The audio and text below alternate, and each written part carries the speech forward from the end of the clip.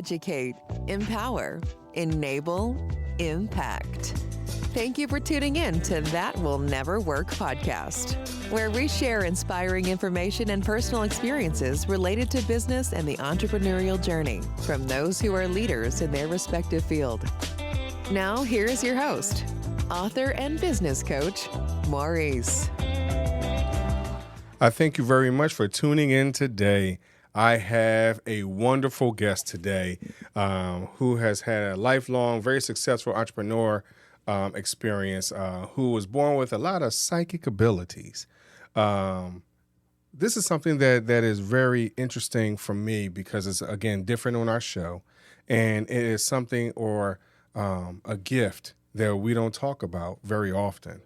And, but she has been a psychic since a child. However, she didn't realize she was a medium until later on in life, had some other experiences. And if you ever get a chance, listen to some of the other podcasts that she's where she speaks about some changes in her life. Maybe we'll touch on it today, maybe not. So I encourage you to reach out to her, speak to her, and hear her story. I bring none other to you than June Edwards. June, thank you very much for being on the show today. Hi, thank you for having me. Sure, no problem. So, as we were talking in the green room, one of the things I would like to discuss, because sometimes we don't understand this term. We hear it a lot in different places and things like that. But what is energy and how does it affect your daily life? So everything in the world is energy. Everything. Doesn't matter what it is. Your table is going to vibrate because of those atoms in there vibrating around. Right. And we are not the suit that sits here talking. We are literally the energetic soul that's inside of us. That's who we are. And we are magnets, literally. We're always either attracting or repelling at any given time. So it's like a radio station. You can't get the radio station in unless you're on the right frequency, right? So our bodies are the same way with our energy. You're going to attract whatever's on the same frequency as you are. So if you're on a low vibration, you're going to attract people that are on a low vibration. If you're on a higher vibration, you're going to bring in people that are on that higher vibration with you. So if you want to bring in better in your life, better quality, more of what you're looking for, more positivity, raise that vibration and start bringing more of the same in. Because kind lights attract. Just like they say, misery loves company. Right. Same thing. It's that low vibration. That's what you're bringing in. So how would I attract something like that? Or how would I even understand what I am attracting? Look around. Look at the people in your life, right? Look at your business. If you're in business already, how well is your business doing? Are you attracting the employees that you want? Are you attracting the clientele that you want?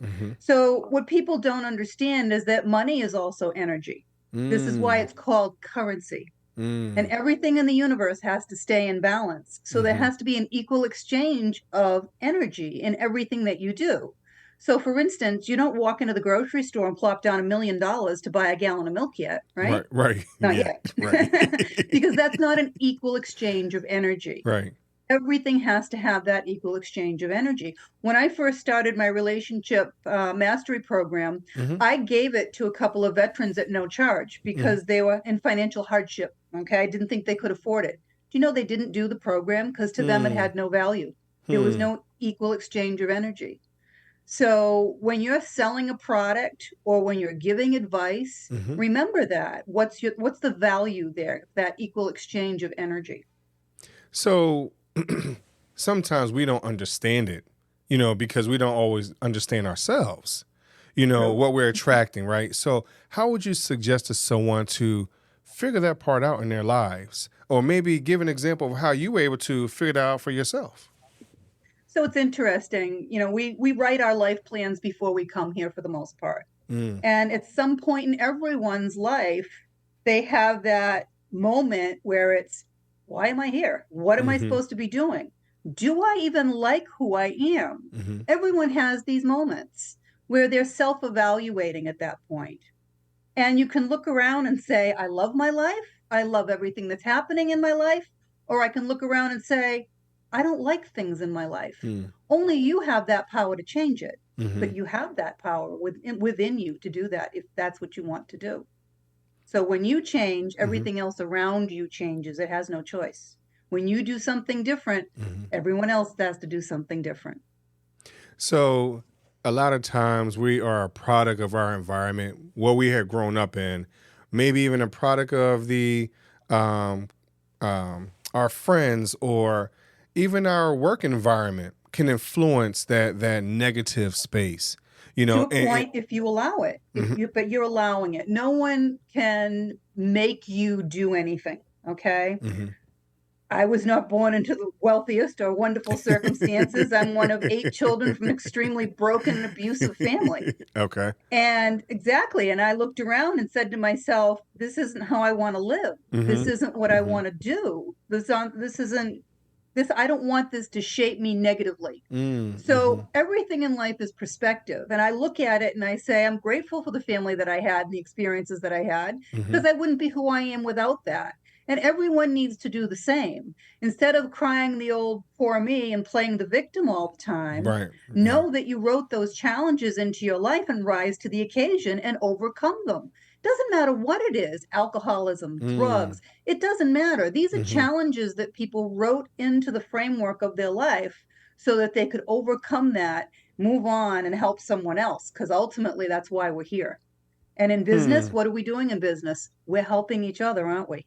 Yes. If you need a widget, where are you going to find a widget? If somebody's not making a widget, you're not getting that widget, are you? Right. That's funny. Right. You're right.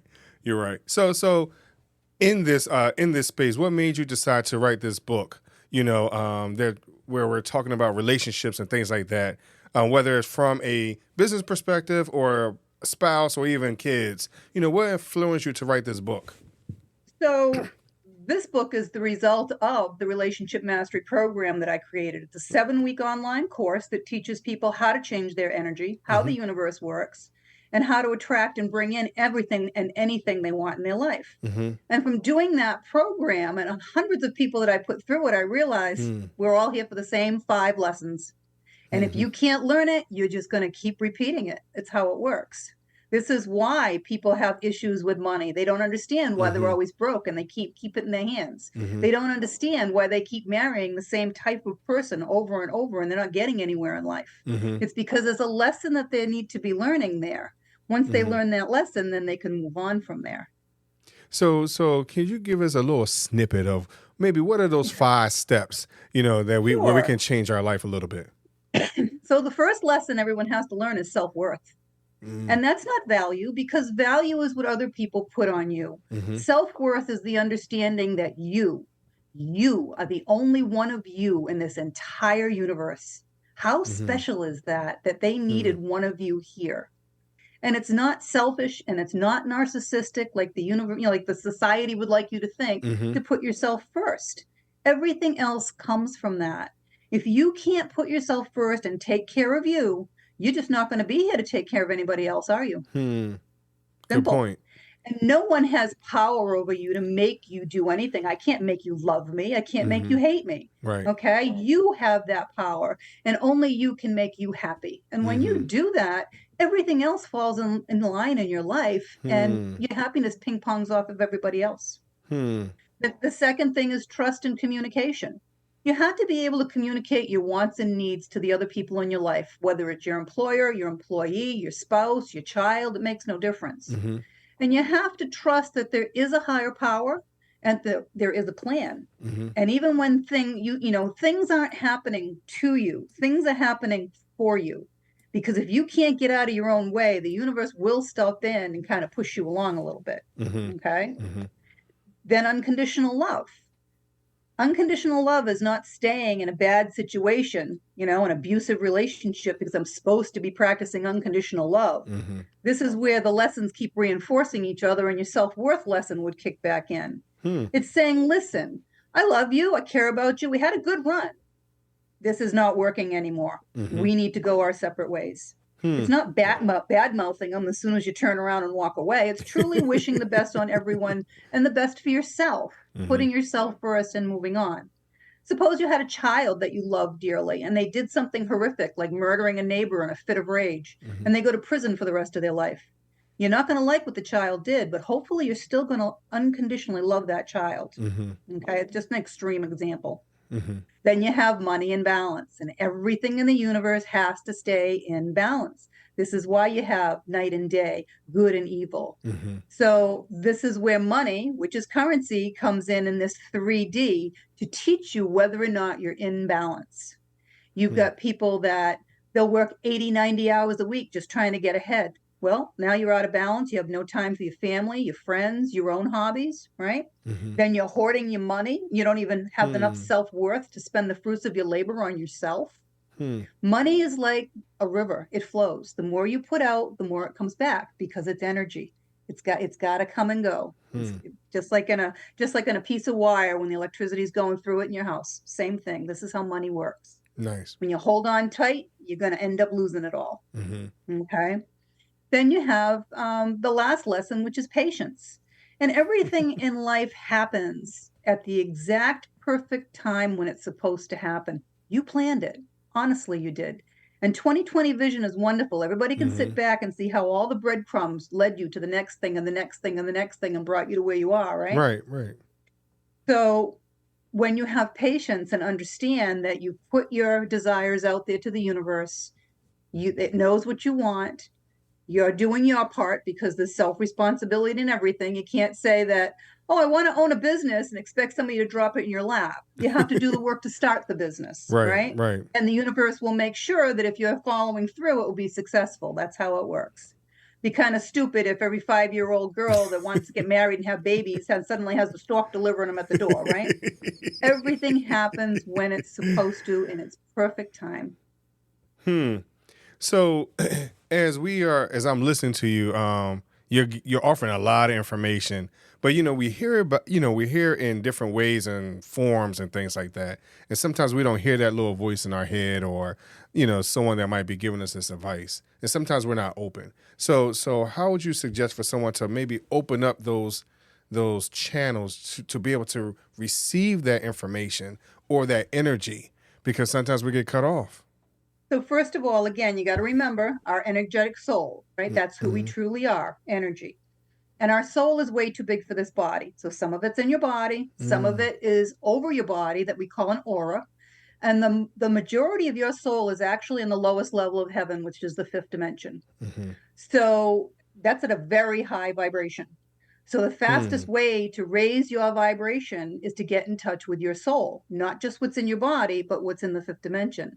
And the fastest way to do that is through meditation. All of my books have the proper directions to meditate because most people don't even do it properly.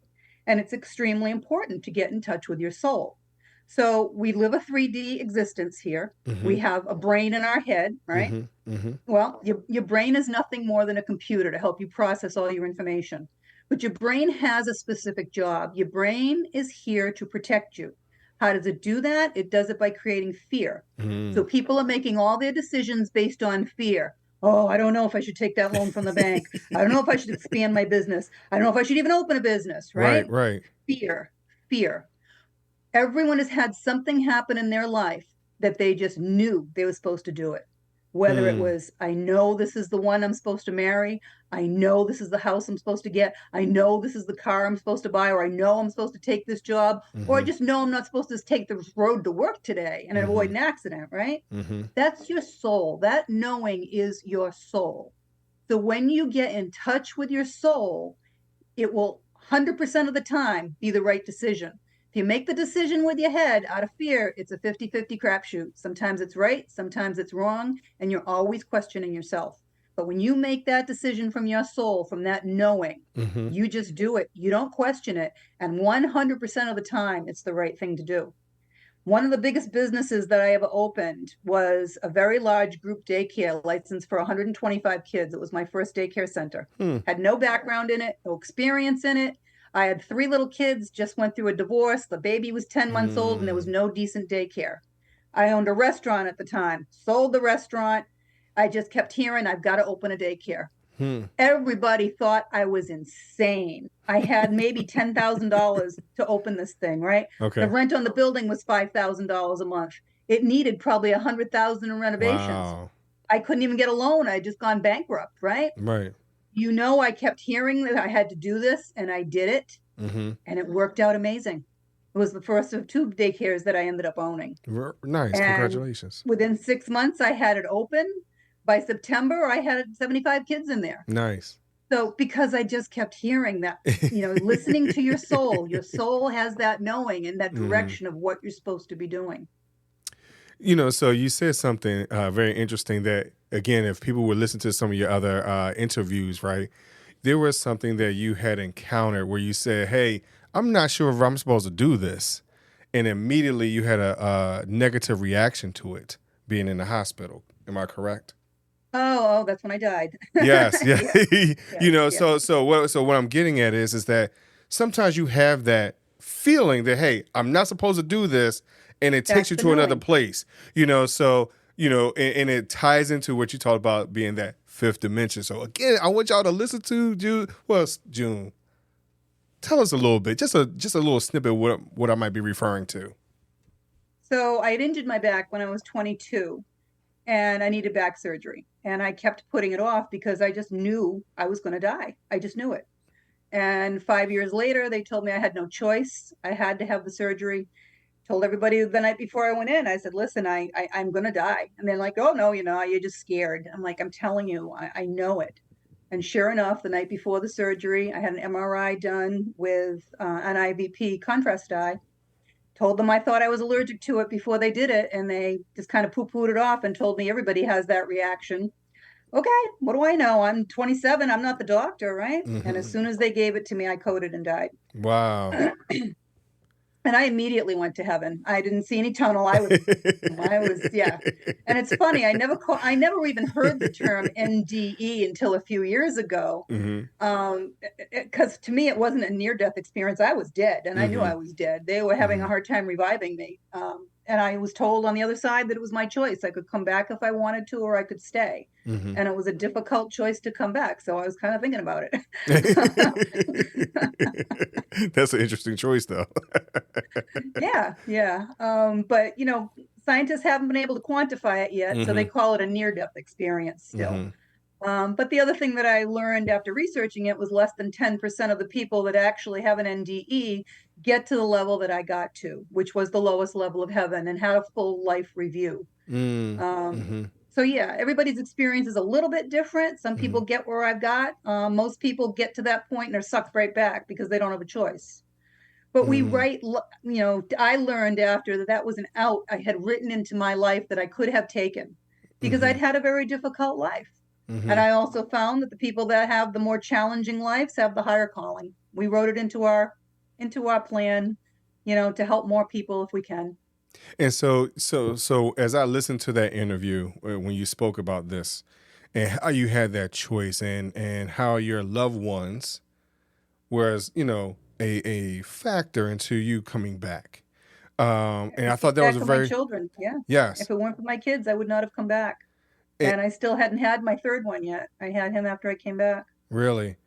Yeah. And so what I'm getting at is that this is a major choice, so as we're talking through this whole episode, right, this whole show of, hey, you have a choice to change your space. You have an opportunity to make major decisions that will affect not just you, but everyone else around you, and now we can take it to another level. So I'm sorry, what were you about to say?